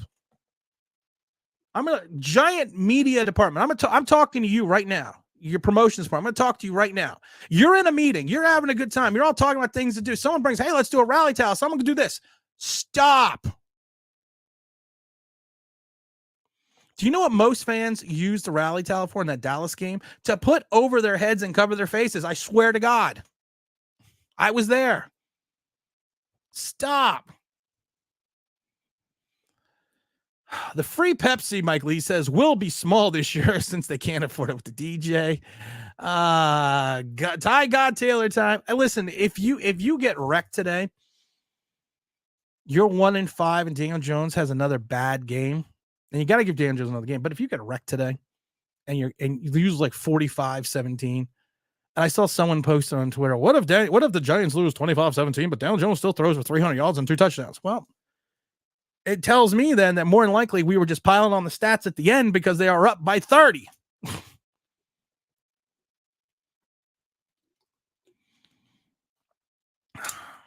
Justin's already dropping in his score. 49-3. I always think in the movie Best of Times with Robin Williams and Kurt Russell. And they live in this town, Polk. And they, Kurt Russell was the all-star quarterback. He gets hurt in the game. Robin Williams was a terrible player. And it was the only time they were going to beat their big rivals. And Robin Williams drops the pass. And then they decide 10 years later to replay the game. And they're losing by like 26-7. And they're in the locker room, and Kurt Russell, and Robin Williams trying to goat Kurt Russell to turn around and, start playing and put on his white shoes and become the Joe Namath that he was back 10 years ago. And at one point in time, Kurt Russell tells Robin Williams that he's going to let him quarterback the second half, and they'll probably beat us 100. They'll probably beat us 140-0. And Robin Williams looks at him and goes, well, I don't think they're going to score that many points. That's what Daniel Jones reminds me of. I don't think they're going to score that many points. Blazin', what's up? Mara is the anti-Rooney. Rooney is stable and consistent winner. Mara, not so much. You got a coach like Tomlin. You got a calming influence. And Tomlin's built up enough credibility that even the rough patch they're going through right now, it's fine. You were wrong about Malik Willis. No, I'm not. Malik Willis is in year 2 and beat out Will Levis to be the backup quarterback. And until Tannehill started turning around recently, there was talk of in Tennessee about playing Malik. So how was I wrong about that?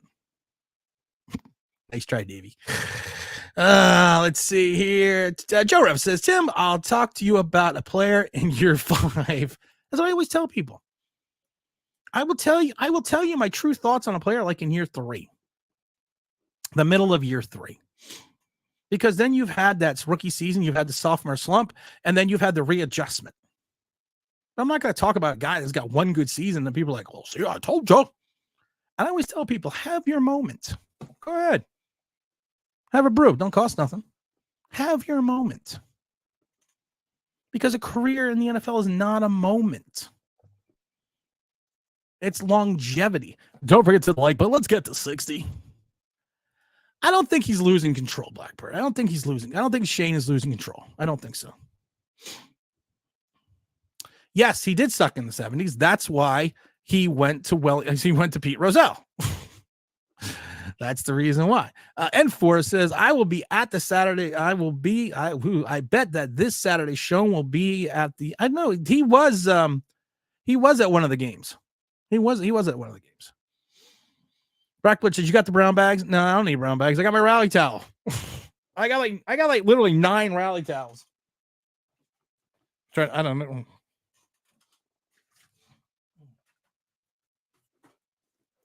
They're somewhere around here. I got them all over the office. I took like 5 of them. Big L.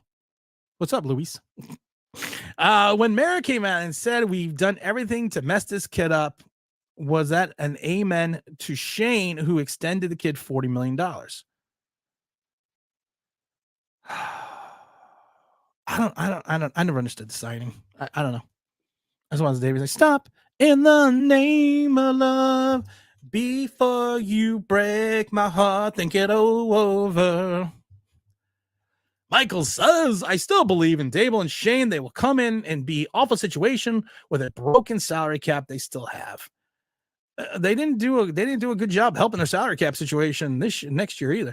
Pip Mix looks like Daniel Jones only had 8 games where he has thrown for 300 yards. And now, Zach Attack, what is the stat about reference to Daniel Jones having multiple touchdown games in a row? What is that stat? I forget.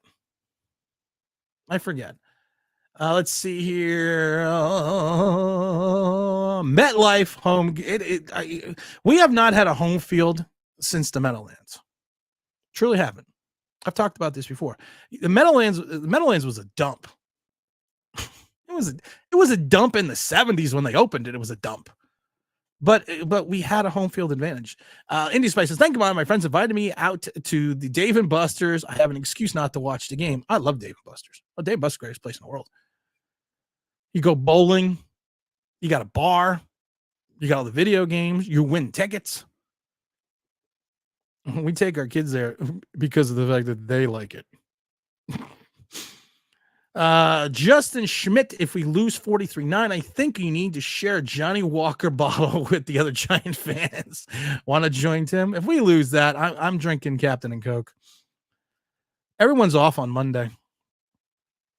Mike Tomlin has never had a losing season. You are correct about that. Like I said, I was in Tampa when Mike Tomlin was the defensive coach, and I was the backfield coach. And I couldn't tell you then he was going to be the player. I mean, the coach that he is now. I didn't know he was a good guy. He commanded his room, but he had the people like Rondé Barber and John Lynch and other players. So you were like, yeah, is it him or is it the fact that you got 2 Pro Bowlers and 2 soon to be Hall of Famers? But he turned out to be a fantastic coach. The Giants would be lucky to have someone like that. Zach Wilson outplayed Mahomes. He is somehow still worse than DJ, and the Jets recovers doesn't help with the drops. No, they don't help with the drops. Diego says, as a hockey fan, it hurts watching. Fans use towels sometimes. Mr. Blackburn says, Tim, man, I am looking for the brown bags. If we start, I'm not looking for the brown bags. I'm not jumping ship. I'm going down in flames. 35-17 G-Men. I'm going down swinging. There's no jumping ship. Over? Nothing is over. Wait, we got that sound effect. We got that sound effect. I'm not jumping ship. I'm not one of these ne'er-do-wells, one of these front-running Giant fans, one of these front-running content creators that only does things when something is good. I am going to tell you like it is, and I am going to sit there with you. I am going to watch this possible debacle. What? Over? Did you say over? Nothing is over until we decide it is. Was it over when the Germans bombed Pearl Harbor? Hell no. German? Forget it, he's rolling. It's never over. I'm putting it up right now. I am putting it into fruition right now. I am making this happen.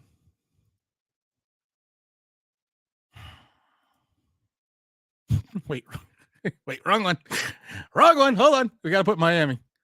I am putting this in right now. 35 Finns, 17.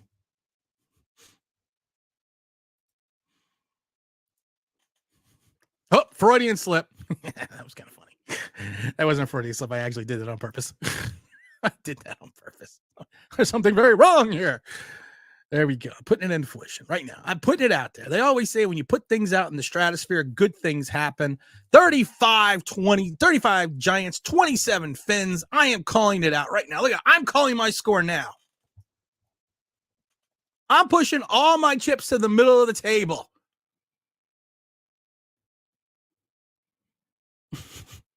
And I'm going to find that sound effect. I'm raising the stakes right now. This is a poker game. I'm shoving my chips to the middle of the table. I'm raising the ante. Anybody wants in, get in. Anybody wants out, can get out. That's right, guys. I'm pushing it into the middle of the table.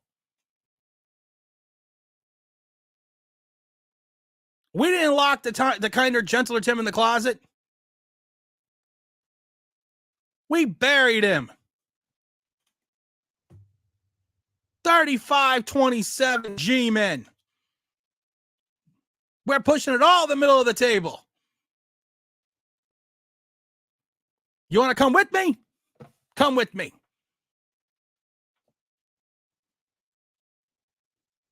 Well, that looks serious. Daniel Jones is more athletic than Dave Brown. We got Blackbird saying 27-24 G-men. Chuck E. Cheese is evil. I love Chuck E. Cheese. I really do love Chuck E. Cheese. We got we got enough tickets this summer to get an icy machine, and it's one of those ones that are like a real icy machine. I love it. We haven't used it yet. A Slurpee machine. We got a Slurpee machine. Maybe I'll break out the Slurpee machine today. Put some rum in it. Daniel Jones is more athletic than Dave Brown. If we run motion, can we use a deep pass or something like a jet sweep? Well, that would just make too much fucking sense. I want my Jason Garrett apologies now, please. I said for 2 years that Jason Garrett only ran the offenses because it was predicated on the Daniel Jones skill set.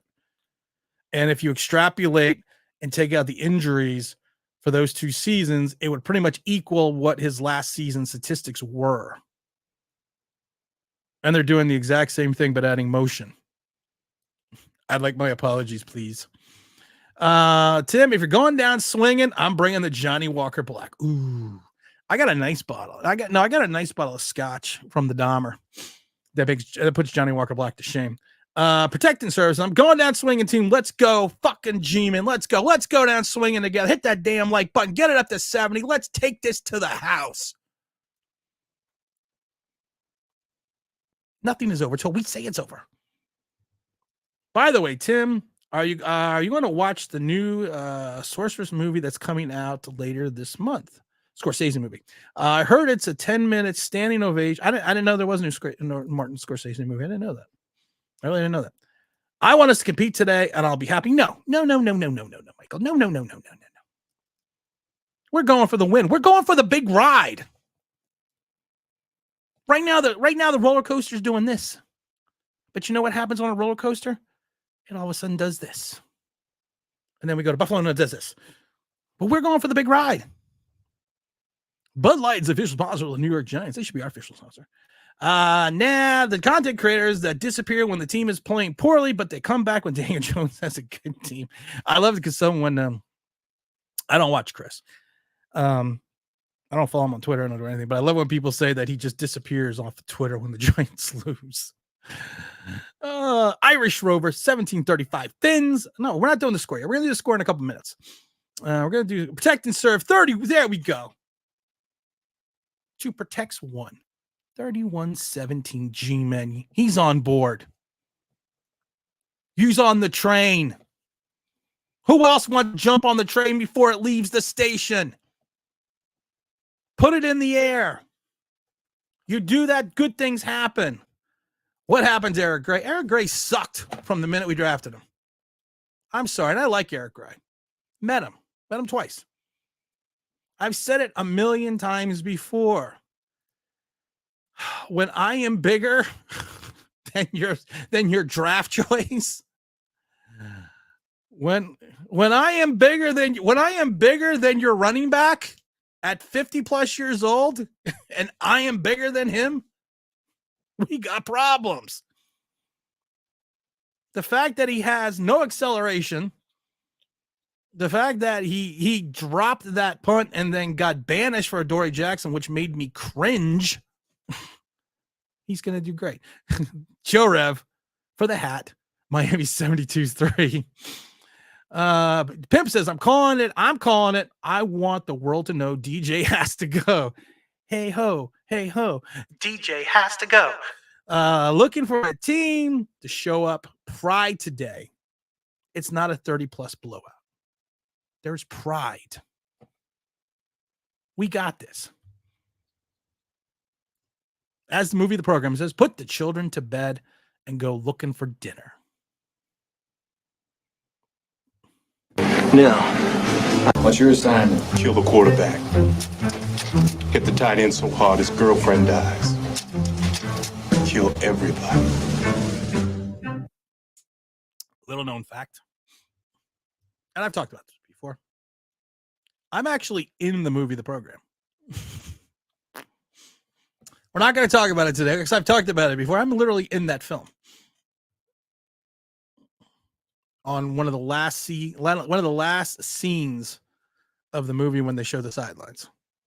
And people that know me know the whole story, but little fun fact. Stanley says, hey, Tim, with the Giants block good and play the Dolphins physically, they should pull the upset. I agree. Look at the score. 35-27. I'm calling it. I hope we go out bad today for the greater good. And we got Fabian coming and going 24-17 G-Men. Chris says 49-45 G-Men. Let's go G-Men. Davey says, again, this movie's put the women and children to bed and go look for dinner. What a dumb pick. I don't know what dumb pick was.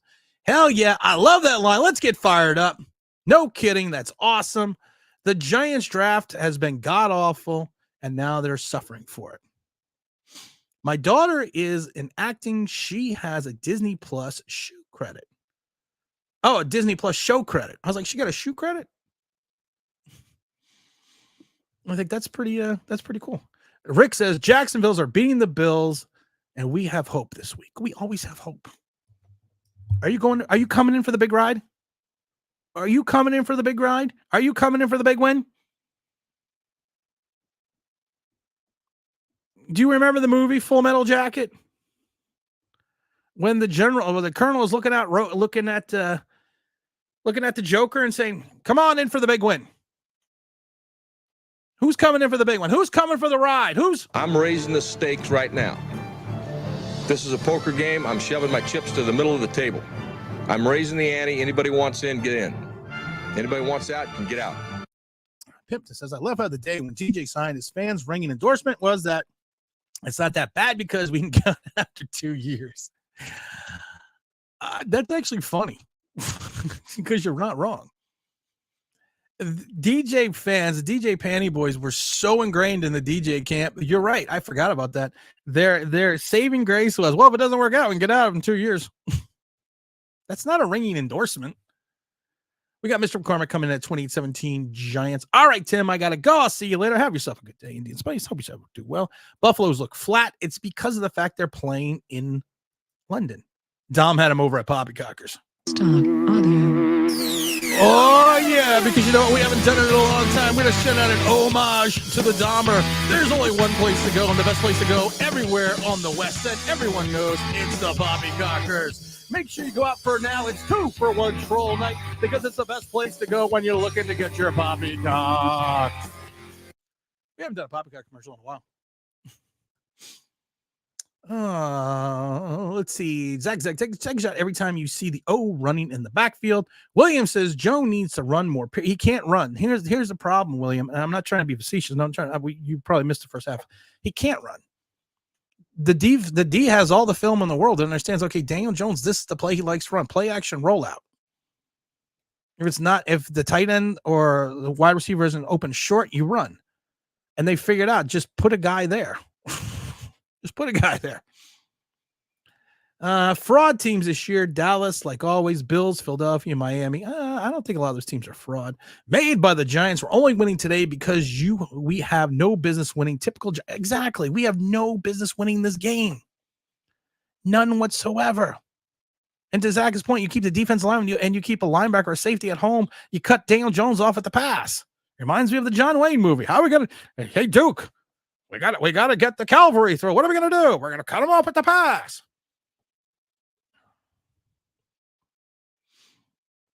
You can play the line from Independence Day. I'm back. We got John coming in and say 31-27 Giants. Rick says, no doubt you have a team in the Jags that acclimated to the time zone by the week, and the Bills just landed on Friday. What do you expect? You know, I don't disagree with that, actually. I really don't disagree with that. If I was a Jags fan, I'd be pissed. There's virtually no way to go to the game. Why does the league cater to people who don't give the Jags? Because the Jags potentially could move their team to London. Their owner is from London. The Indian gentleman that owns the. I've said it before. I'm a quasi Jags fan because I was a Jags season ticket holder for a bunch of years. Because it was it was close by, and I wanted to go to the Super Bowl, and I wanted to get in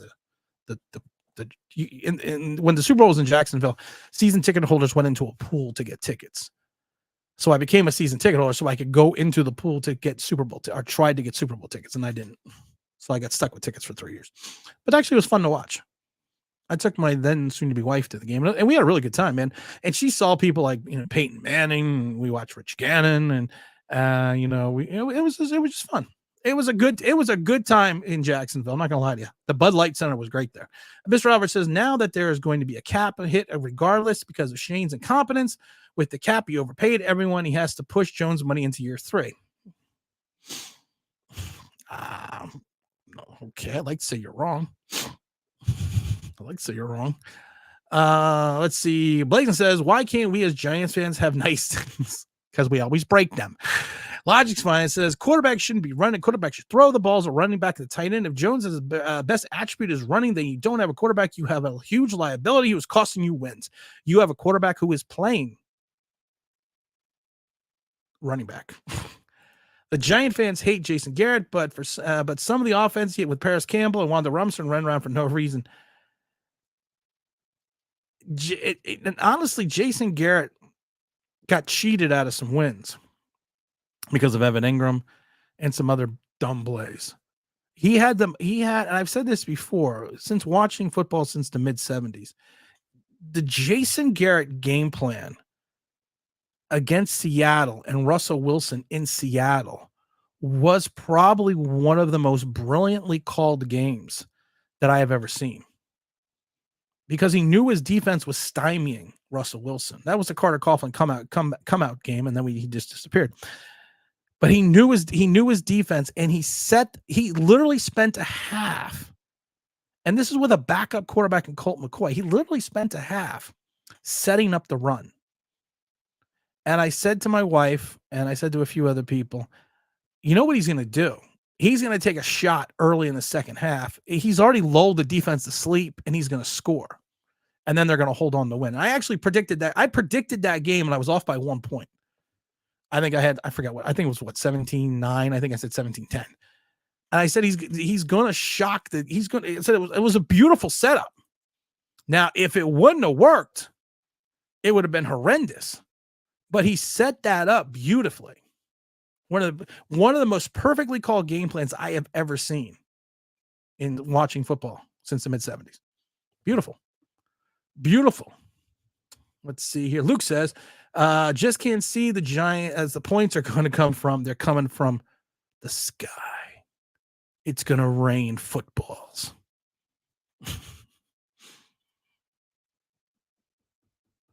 Don't mind me.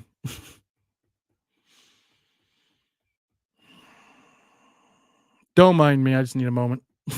There we go. I set that up for later. Davey says, there are Jag fans. Is there one that would like to take a picture one with? Hey, right here.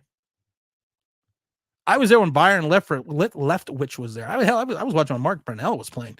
Robbie says, wow, that's insane. I had no idea about the London connection with the Jags. Yeah, there's always been talk about that being the international team, the Jaguars, moving out of Jacksonville has a good fan base. It's a smaller fan base. The upper sections in the left and right corner of the Jag Stadium used to have seats, but they put those tarps over because they couldn't sell them out. And when they play well, they take the tarps off and they sell the tickets from there. Bills are flat because they're flat. Rick says, why has Matt Breida not shown anything? Because he's not that good.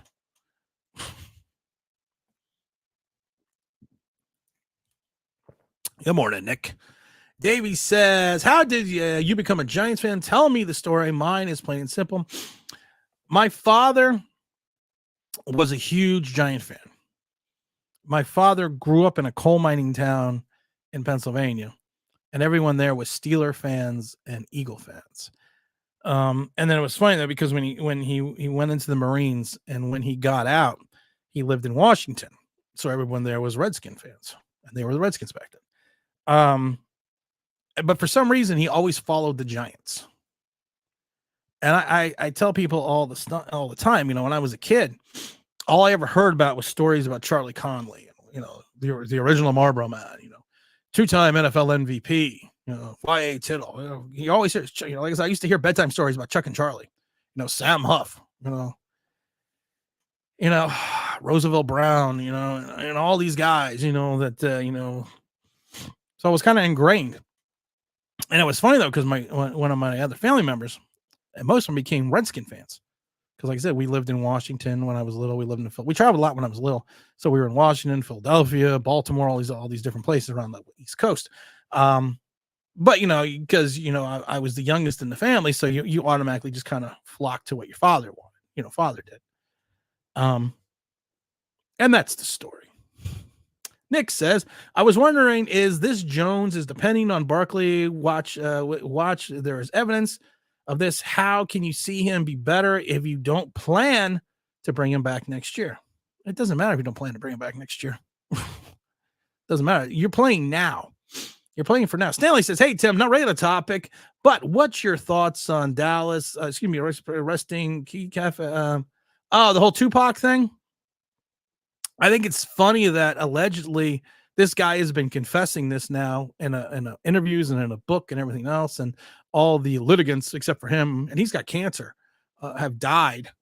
So I think the police knew it. I think they knew who it was. They just couldn't prove it. I don't really have a big thought on it. I do like Tupac though. One of my favorite songs, one of his favorite raps is "I Wonder If Heaven Got a Ghetto." Yo, Tim, the Giants mess is not that the GM and the head coach's fault. It's the owner.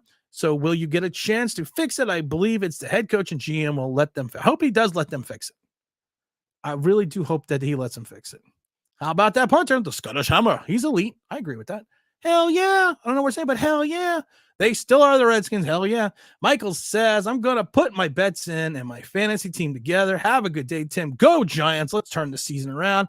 My dad used to work for the NBA. He used to get tickets all the time for the Giants. Oh, so now we know why Jack was. Hoorah, says Guilty. Let's see here. I used to have mad respect for the Skins.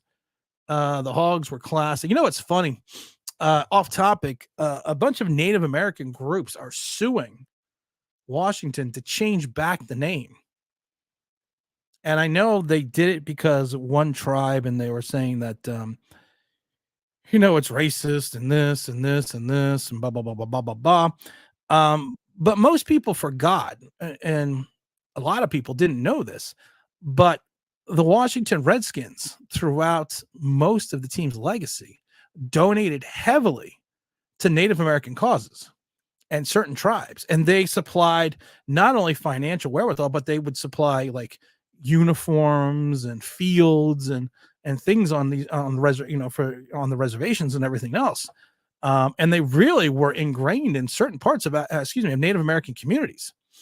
So when Schneider bowed down the pressure and changed the name, they basically stopped funding these projects because they were no longer, you can't really, you can't have the Commanders funding Native American communities because it doesn't make sense.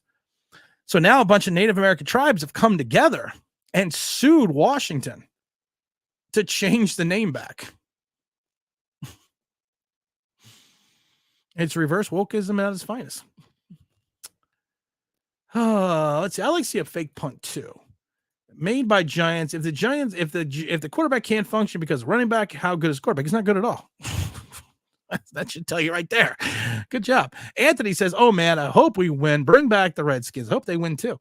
Nick says the Giants thing is to do the win today is have all the fans excited again and then get killed next week and be back. And you know what the problem is? Miami got killed last week by Buffalo. Buffalo is losing now. I'm worried that Miami is going to take out the Buffalo loss on the Giants, and then the Bills are going to come back next week and take out the Jacksonville loss on the Giants. Pimp says if they're going to change the name, they should have changed it to at least the Hogs. The Commanders make zero sense. Well, they did it for Naval Commanders. Zacatech says FedEx Field made Schneider change the name. The logo was made by a Native American. You're right, it was. The logo wasn't made by a Native American. You're not wrong. You're not wrong. It actually was. People forget the legacy of the Washington football team, and they forget the history. And Zach is right. The logo was designed by a Native American. And he said the greatest fight song, Hail to the Redskins, they are the team. Braves on the warpath, fight for old DC. Good morning, Jay Foster. Good morning, Big Blue Fam. How do you feel about starting Hyatt on fans? I wouldn't start Hyatt. Would not start Hyatt, not on a grass field. Not on a grass field, not with a quarterback you have. I would not start Hyatt. Protect says, I hope they switch back to the Cleveland Indians. And I would hope they do too. And the Redskins. I don't like the Commanders name. Made by Jen says, bingo. Josh Allen just had a 67-yard pass play. If I'm not wrong, wasn't the Redskins founded by no, the Redskins was not founded by a Native American. No, that I know for a fact. But you are right. The original logo was designed by a Native American. You're right. I think the original two logos, because the original logo was, well, first they had just they were just a plain helmet. Then they had the Indian spear, kind of like the Florida State thing. And then they had the R, and then they switched to the modern day Redskin logo. And I know way too much about Washington to know all that. Who is better? Mark Rippon. Mark Rippon won a Super Bowl. What's up, Jay Ham? What's up, Jay Ham? Robbie says, wow, you really know your NFL history. I do know NFL history. As a kid, like I said, football in my house, especially when my father was alive, my football in my house was Sundays. That's all it was. Sundays, you would get up early because the Giants mainly played 1 o'clock games, especially in the 80s. Some 4 o'clock games, 4:15 games it was. But you'd get up early. You would listen to the Sounds of Sinatra with Sid Mark. Read the comics, read the paper, have your breakfast, go to church. No, first you go to church, then you have your breakfast. Then about 12, I would say 12:30, we would go and watch a CBS Sports NFL Now. You know, that's back when you had, what's his name? You had Brent Musburger. You had Jimmy the Greek. You had Phyllis George. Excuse me. You'd watch that from 12:30 to 1, then kickoff was at 1 o'clock. And then you'd watch the game till 4, and then you get ready to go to bed. Get ready for school. Glenn says if the Giants are down 30 or more by the halftime, I hope they see. I don't know why they're not playing Tyrod Taylor more. I really don't know. I don't really know why Tyrod Taylor is not coming in earlier in these blowouts. I really don't know. Antoine says, "Hey Tim, let's go big blue. I hate when people say they shouldn't shift the line, which means leaving Neal at right tackle. I think some of the dumbest things I've heard. It wouldn't hurt to move him to inside. You can't move him to the inside now. You cannot make that experiment. If you were going to do that, you needed to do it in training camp. You have to do it in training camp. You have to. You can't do it now. The problem with Evan Neal is this. Every scouting report said the same thing. He's going to have problem with the outside speed rush. He was going to have to work on his hand placement, his leverage, and his footwork. He comes out of his stance too straight, and then he leans too much at certain times. And he doesn't have correct hand placement, and his footwork still looks like he's running in mud at times. And poor footwork, you can address that, but you're never going to completely cure it. So this isn't anything, and everyone knew he was going to be strong, that he's a road paver. But the problem is this: if you don't have the ability to get out of your stance quick enough and find the proper hand placement and leverage, the guy's just going to blow around you. And that's what's going on with the speed rush. You need to put a tight end on his side. I don't get this. This isn't that difficult. You put a tight end on his side. Worst case scenario, if he gets beat, you have the tight end chip block him and flare out. Or you can just keep a running back on that side of Daniel Jones. Now the running back may get destroyed by the defensive lineman, but it's going to allow you another second or two for Daniel Jones to throw an interception. These aren't things that are that difficult to figure out, and I don't get it. I really don't get sometimes what the Giants are doing offensively. I really don't. These aren't difficult things to figure out. Evan Neal's having a hard time on 3rd and 11 with a speed rusher. Put a tight end on his side. 3 wide receivers and a tight end. If he gets beat, you have the tight end double team, chip block him, and flare out. Not that difficult. Who was the all-time worst quarterback? Craig Morton. I told you, my very first Giant jersey was number 15, Craig Morton. And my grandmother gave it to me. God rest her soul. She gave me this jersey. First Giant jersey. Never wore it. I got it on Christmas Day and cried. Told that story a million times. Anyone remember when the Giants drafted Jalen Hyatt 10 years ago? Good times. Robbie says, hell yeah, bringing back some awesome memories for me. I loved how they would wrap up church early so we could go catch the game. I used to have to go to 7:00 mass just so we could get home in time to have breakfast and do everything else on Sundays. Damien says, what's Damien says? Hand placement, leverage, and footwork is 90% of blocking. I know. That's what I'm saying. I know he just doesn't have the lateral quickness, and he doesn't get out of his stance fast enough, and he doesn't know how to use his feet. And this is going back if you even watched him in college. He bullied people in college because he could. The problem is in the NFL, you can't bully people because everyone is just as good as you are because, and wait for it, they're in the NFL. Did I just trade for Randy Gregory the other day? No, they traded for Claypool. What's his name? Claypool. They went. I got another wide receiver for nothing. Let's see here. We're gonna wrap up some of these. We're gonna do our lateral quickness is disguising. He looks clumsy, unfixable. I don't think he's unfixable. I think some of it's getting into his head too. Remember when we had Paris Campbell blocking on an 8-man protection? Yeah, I do remember that. Agree.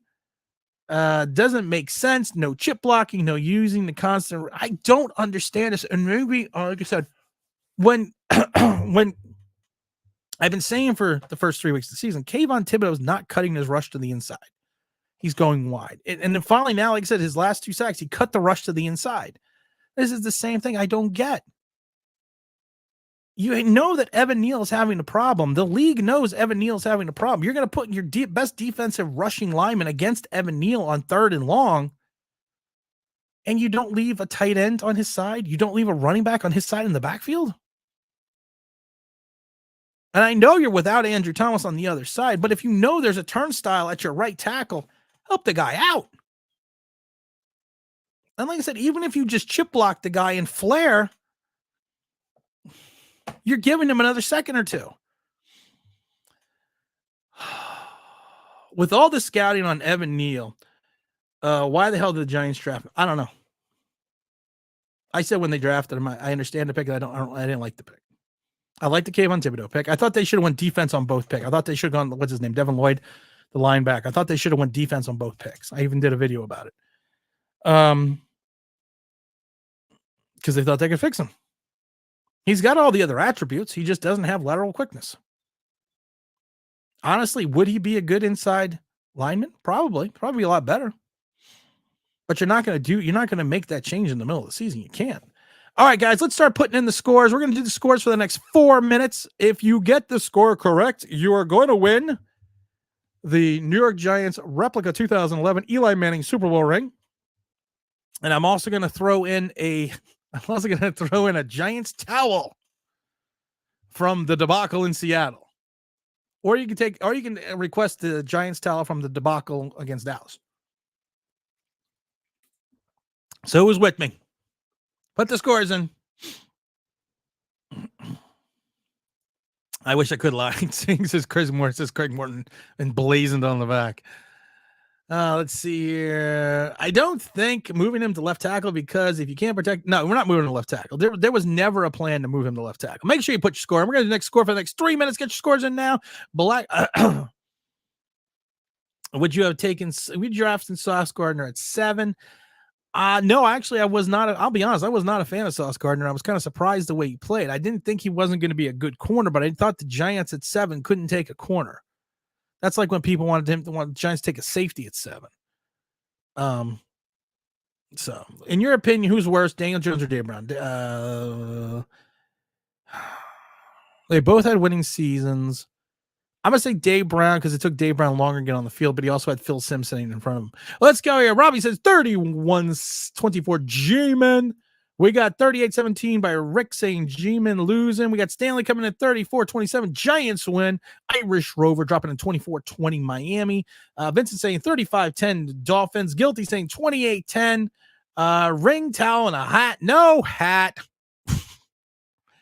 Miami 37, Giants 9. Hung Dave, New York 14. Where did he go? 14 Giants, 30 Dolphins. Made by Giants 27-20 Giants, only because we have no business winning. Mike Glenn says, "Hey, Mike Glenn, I didn't see you all day today." I was looking, I always miss the Mike Glenn comments. 45-10 Miami. We also have 14-30 Miami. Jay Foster says it's going to be 42-17 Fins. Let's see here. Barkley is questionable. JMS is out. Shane is out. Andrew Thomas is out. McFadden is questionable. Bellinger is questionable. All right, so Barkley, Bellinger, and McFadden are probably playing. Let's see here. What does Daryl say? 38-17 Fins. Blazin says 31-17. Dable goes ballistic in the post-game interview. Anthony says 30-23. Let's see. Anthony also says 40-37 Giants. First time we put up 40 points. If the Giants win, almost when Giants win, never score 30 points. Damian says 21-10 Miami. We also have here, what do we got here? We got 27-10 G-Men. Johnny says 55-10 Miami. Come on, you got 1 minute left. Get your score in. And if you want, I will give you the ring. I will give you the towel and some giant ping pong balls, because you're going to need big balls to win this game. All right, what do we got here? So the Giants will play out of their minds all the way defensively. It's 24-20 G-Men. Barkley downgrade. Barkley downgrades out. Just posted 1 minute ago from Giants. Oh, jeez. All right, well, that's not good. I'm still pushing all my chips to the middle of the table. Still doing it. Let's go. G-Man Davey says 14-3 Miami. We will win we will just get blown by 50 on the next game. That's why I hate the Giants. Chris says Fins 48, Giants 17. All right, you got 1 more minute. We got 30 seconds. Get your last scores in before we close this out. I wanted to get it to 80 likes, but 73 will do just fine for me today. Get your scores in now. Let's go, people. Tick tock, tick tock. Get your scores in. Or is that the last scores of the day? That could be the last scores of the day. You get the Eli Manning replica 2011 Super Bowl ring, the terrible towel from the last Giant debacle, and a New York Giant ping pong ball. Not even giving out the whole thing. I'm giving out a ping pong ball. We got Williams say Giants coming in 27-17. King of the almost sack. King of the almost sack. Just for Antoine. Paris Campbell has 2 passing touchdowns. Giants 28, Fins 21. Tyrod with the win. I want to win a Giants jersey. I gave away Giants jersey last year, Davey. I gave away a couple of Giants jerseys last year. I don't have any Giants jerseys to give away this year. Maybe I'll come up with something. We'll come up with something. Zach says 45-21. Tyrod Taylor leads the comeback. Barkley is out. Yes, Barkley is out. We got the Barkley out notice right now, but we're still calling it. We're pushing all of our chips to the middle of the table. We are doing the Jim Fossil right now. We are ready for this. Remain calm. All is well. And on that note, hope everyone enjoyed today's podcast, or whatever hell this is called. This is Tim. This is your Giants Straight Talk. I'm like Big Blue LLC. Want to wish everyone a happy Sunday. We got Moet coming in at 17-13 Giants. We got Bellinger's active. You know, King of the almost sack sound effects sounds like something NFL will do. And you know what? I appreciate that. And we're out here. We'll see you on the 4:30 video.